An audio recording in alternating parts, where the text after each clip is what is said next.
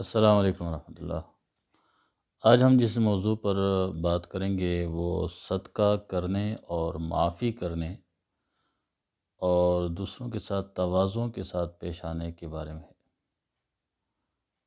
حضرت ابو ہریرہ رضی اللہ تعالیٰ عنہ فرماتے ہیں کہ رسول اللہ صلی اللہ علیہ وسلم نے ارشاد فرمایا، ما نقصت صدقۃ من مال، کہ کوئی مال جو ہے صدقہ کرنے کی وجہ سے کم نہیں ہوا۔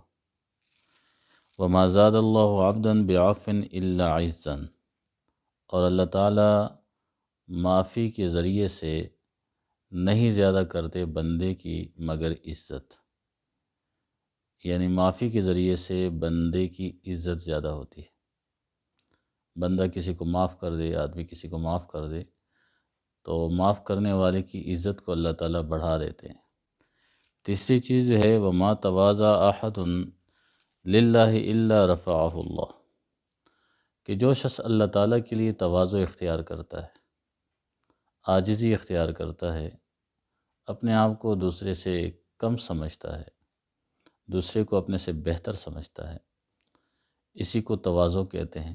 جو بندہ یہ تواضع اختیار کرتا ہے تو اللہ تعالیٰ جو ہے ایسے شخص کے لیے اس کو بلند کر دیتے ہیں۔ بلندی سے مراد اس کو عزتوں سے نوازتے ہیں۔ جو تواضع کرے گا تو بلندی کی طرف جائے گا۔ اس کا اگر اپوزٹ سائڈ دیکھیں تو جو شخص تکبر کرتا ہے اللہ کی نظر میں بھی ذلیل ہوتا ہے اور لوگوں کی نظر میں بھی ذلیل ہوتا ہے۔ لوگ بھی اس کو اچھا نہیں سمجھتے اور اللہ تعالیٰ کے ہاں بھی یہ اچھا شمار نہیں ہوتا۔ تو یہ متفق علیہ حدیث ہے آپ صلی اللہ علیہ وسلم کی، اور آپ صلی اللہ علیہ وسلم نے اس حدیث میں 3 باتیں ارشاد فرمائی ہیں جو ہم سب کے لیے رہنمائی کا باعث ہے۔ سب سے پہلی چیز صدقہ کرنا ہے، کہ بندہ اپنے اندر صدقہ کرنے کی صلاحیت پیدا کرے اور اپنی عادت بنائے کہ روزانہ اس کے مال میں سے اللہ کی راہ میں کچھ نہ کچھ ضرور لگے۔ پھر صدقہ کی بہت سی انواع ہیں، بہت سے طریقوں سے آپ صدقہ کر سکتے ہیں۔ رسول اللہ صلی اللہ علیہ وسلم کی ایک حدیث مبارکہ میں آتا ہے کہ آپ صلی اللہ علیہ وسلم نے ارشاد فرمایا کہ بندہ جب صبح کرتا ہے تو اس کے جسم میں 360 جوڑ ہیں اور ہر جوڑ کے بدلے جو ہے صدقہ لازم ہوتا ہے۔ تو صحابہ اکرام نے پوچھا کہ یا رسول اللہ، ہم تو غریب لوگ ہیں، ہم میں سے بہت سے ایسے ہیں جو اس کی استطاعت نہیں رکھتے، تو کس طریقے سے وہ صدقہ کریں گے؟ تو آپ صلی اللہ علیہ وسلم نے ارشاد فرمایا کہ سبحان اللہ، الحمدللہ، لا الہ الا اللہ، اللہ اکبر، ان میں سے ہر کلمہ صدقہ ہے۔ اسی طرح اماطۃ الاذی عن الطریق، راستے سے کوئی تکلیف دہ چیز ہٹا دینا جس سے دوسروں کو تکلیف پہنچتی ہے، وہ بھی صدقہ ہے۔ ان تلقی اخاک بوجہ طلق، اپنے مسلمان بھائی کے ساتھ ایسے طریقے سے ملنا کہ آپ کے چہرے پر کشادگی ہو، اس کے لیے خوشی ہو، مسکراہٹ ہو، تو یہ بھی تم لوگوں کے لیے صدقہ کے قائم مقام ہے۔ اور ضحیٰ کی یعنی چاش کی 2 رکعت نماز جو ہے یہ اس تمام صدقے کے برابر ہو جاتا ہے۔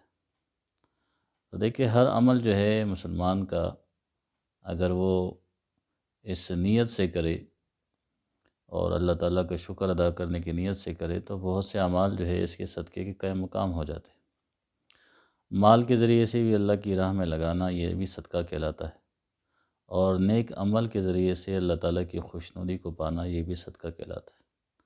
تو صدقہ کرنے سے مال کم نہیں ہوتا۔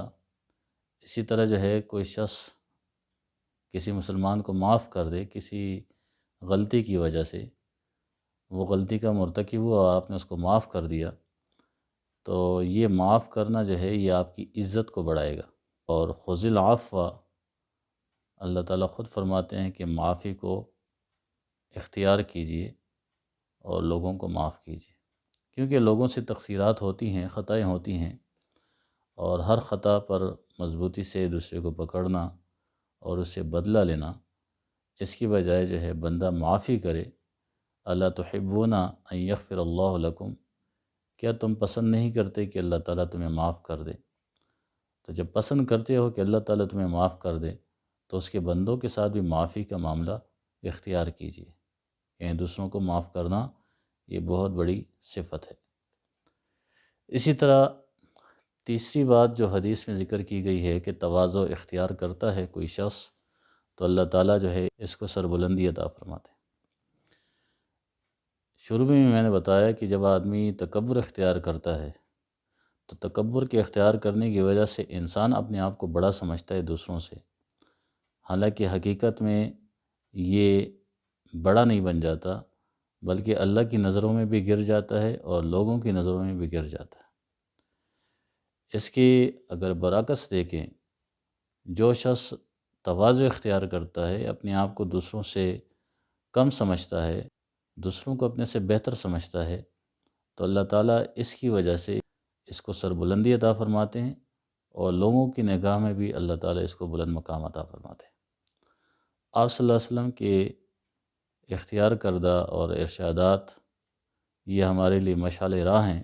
اللہ تعالیٰ سے دعا ہے کہ اللہ تعالیٰ ہم سب کو اور پوری امت مسلمہ کو آپ صلی اللہ علیہ وسلم کی ان مبارک اعمال پر عمل کرنے کی توفیق عطا فرمائے۔